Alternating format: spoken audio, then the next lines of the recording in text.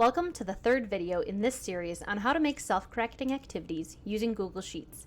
I'm Ashley Haken, a Technology Integration Specialist with the SWWC Cooperative. In the past two videos, we covered creating all of your content prior to starting and then inserting the content into Google Sheets. After the last video, I finished off the outline for my self-correcting activity. Today, we'll cover how to make it self-correcting.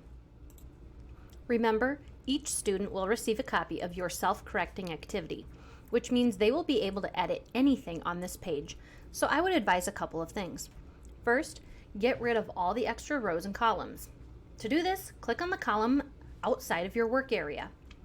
You can either drag to highlight all of the columns to the right, or you can use a keyboard shortcut. The shortcut is Control-Shift right arrow. All of the columns are now highlighted.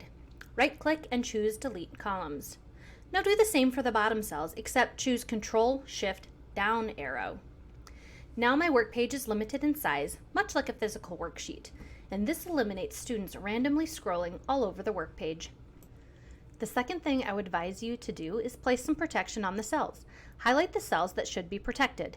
Right-click and choose Protect Range.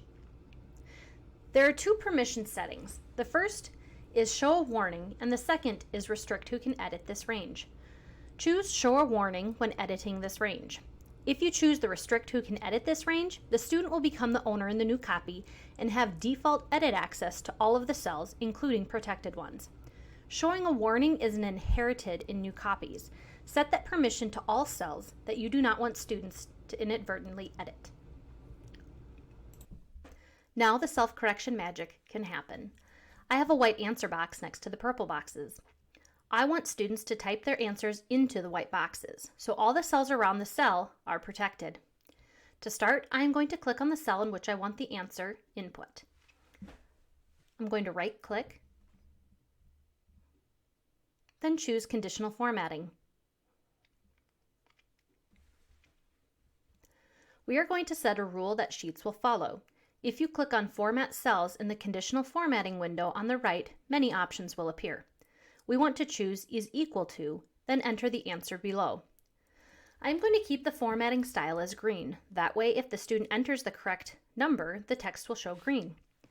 Now as I choose Add Another Rule, I will now choose is not equal to and keep the answer present. Now I'll change the color to red. The third conditional formatting rule is to add the cell is empty. In my example, I'll choose gray. You may notice that the box is still showing as red. In my conditional formatting area, I can drag the order of my rules so that the gray cell is empty rule trumps the value is not equal to rule. Once I drag that one to the top, my cell shows as gray.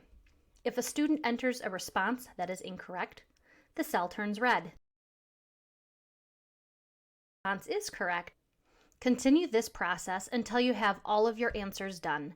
Make any adjustments to column widths and cells as needed.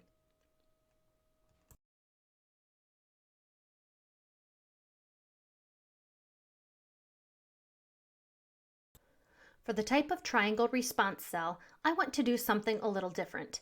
I want to provide students with drop-down choices. First, insert a drop-down menu with the 4 triangle types. To do this, go to Insert and choose Drop Down. This is a quick way to open up data validation. On the right, enter in the information.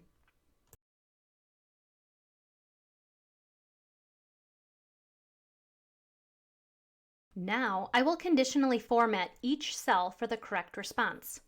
I will open up Conditional Formatting.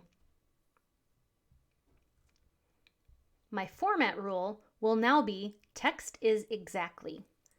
Then type in the correct answer that matches responses from the drop-down menu.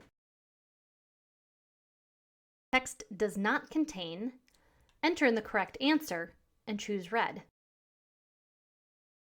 I will also add in Cell is empty in a gray color.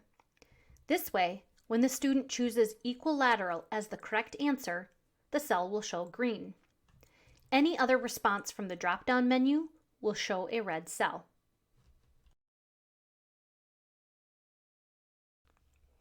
Continue the process of conditional formatting for each cell until every spot you want an answer entered is formatted.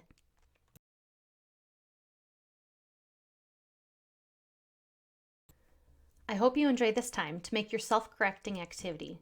The next videos will cover how to create revealing photos and progress bars.